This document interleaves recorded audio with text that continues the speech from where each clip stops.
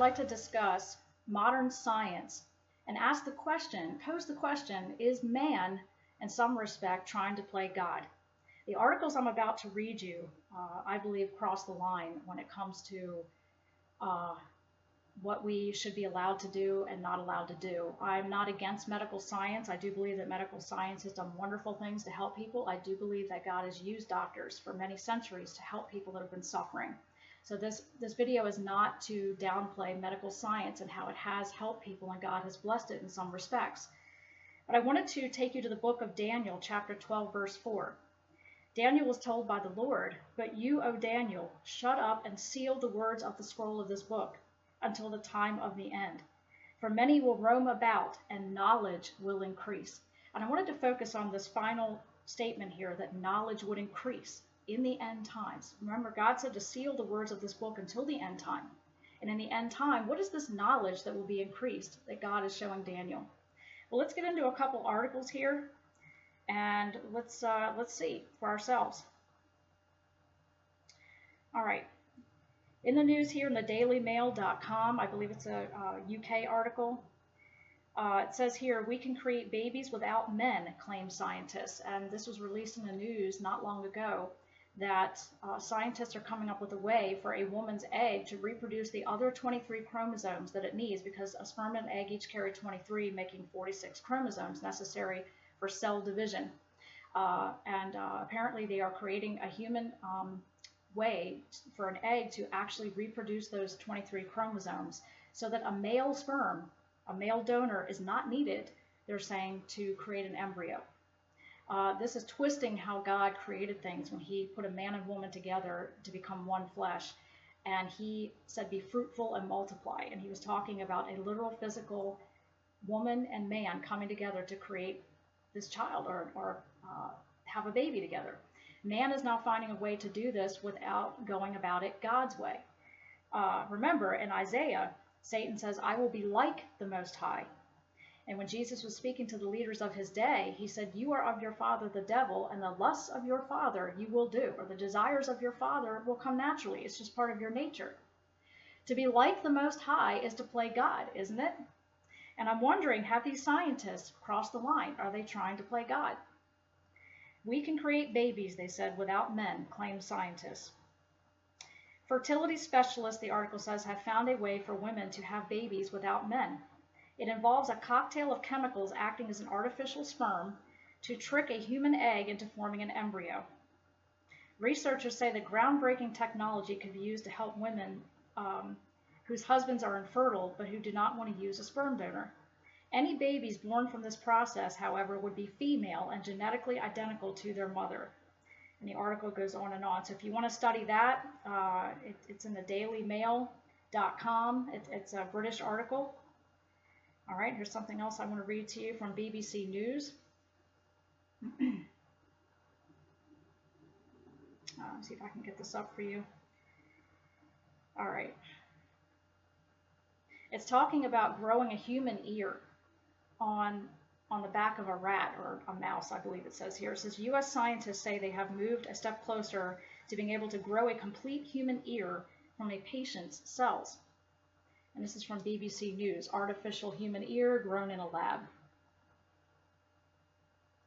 This is definitely knowledge increasing in the last days. In a new development in tissue engineering, they have grown a human-like ear from animal tissue. The ear has the flexibility of a real ear, say researchers at Massachusetts General Hospital in Boston. Tissue engineering is a growing field in medical science where substitute organs are made in the laboratory in the hope of using them to replace damaged ones. This is another thing that's going on too, is the use of actually reproducing a kidney.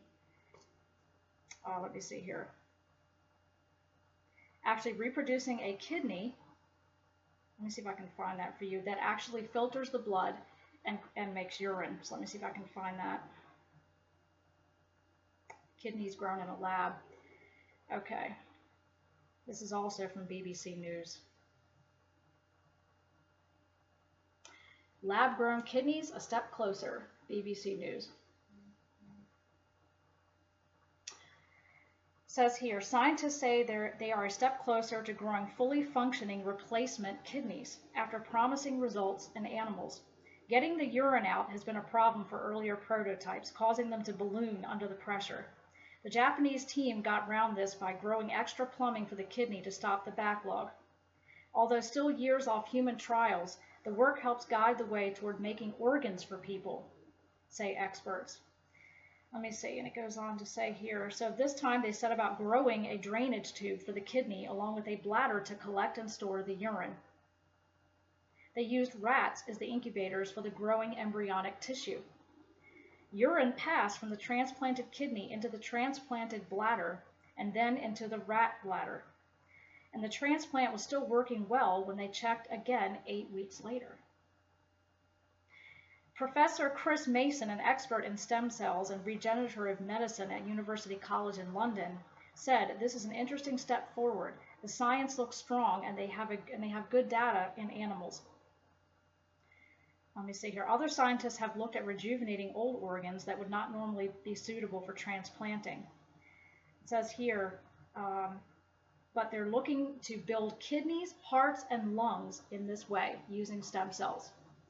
So we're getting into, to me, freak science here.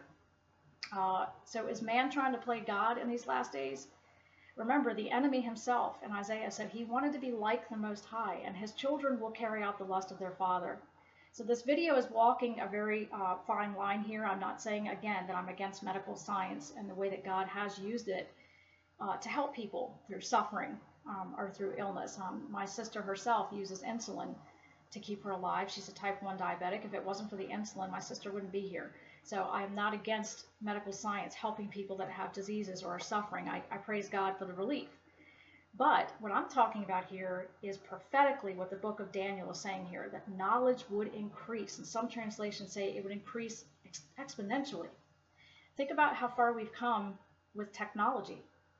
My father once operated a switchboard when he was in the Air Force many, many years ago. And he and I were speaking out on his deck just this past summer about where the smartphone is compared to the switchboard that he used many years ago.